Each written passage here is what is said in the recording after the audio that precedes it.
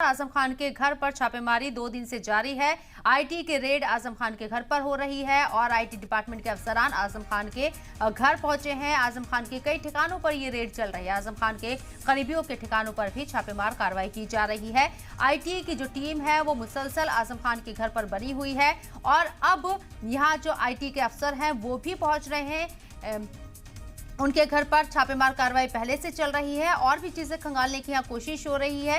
ना सिर्फ रामपुर के अंदर बल्कि उनके कई जो और जगह हैं, कई और जो ठिकाने हैं, उन पर भी आईटी डिपार्टमेंट के जरिए ये रेड डाली जा रही है।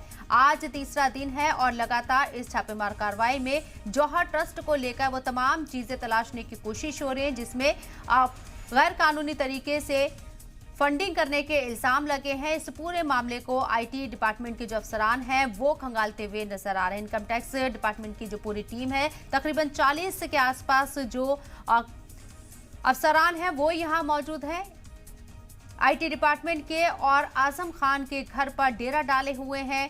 कई ऐसे कागजात खंगाले जा रहे हैं जो अल जौहर यूनिवर्सिटी से जुड़े हुए हैं। फंडिंग किस तरीके से की गई अल जौहर यूनिवर्सिटी की, इस पर आईटी डिपार्टमेंट पूरी तरीके से नजर बनाए हुए है और छानबीन कर रहा है।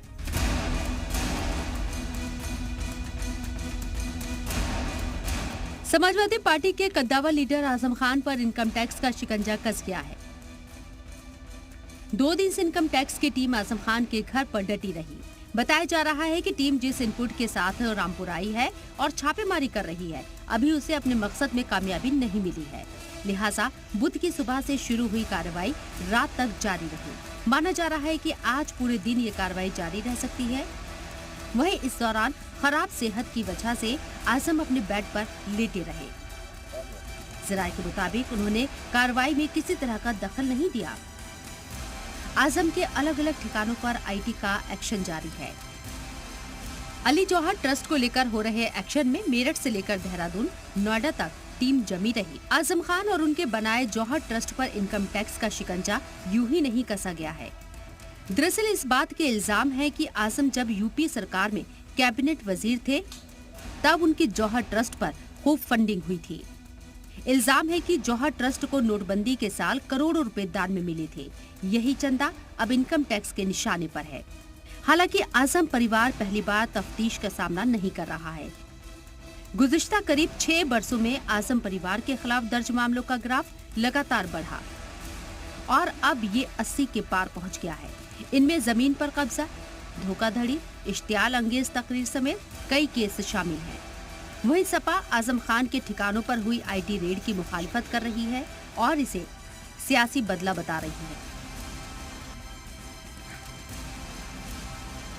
आजम खान साहब के खिलाफ जो कार्रवाई हो रही है इनकम टैक्स की, ये मोदी सरकार के मिशन 2024 का एक पार्ट है और पार्ट अभी तो पहला पार्ट है। इस तरह के बहुत सारे आपको पार्ट्स देखने को मिलेंगे। इंडिया गठबंधन के अन्य नेताओं के खिलाफ भी इस तरह की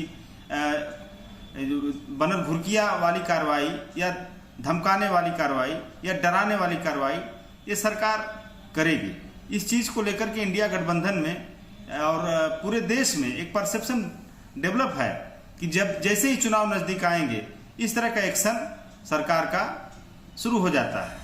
आजम पर आईटी रेड को लेकर जुबानी जंग तेज है। ऐसे में देखना ये है कि अगर इनकम टैक्स की टीम को आजम खान के यहाँ कुछ मिलता है तो उनकी मुश्किल बढ़नी तय है, और अगर कुछ नहीं मिलता तो समाजवादी पार्टी को बीजेपी पर हमलावर होने का मौका मिल जाएगा। ब्यूरो रिपोर्ट, जी मीडिया।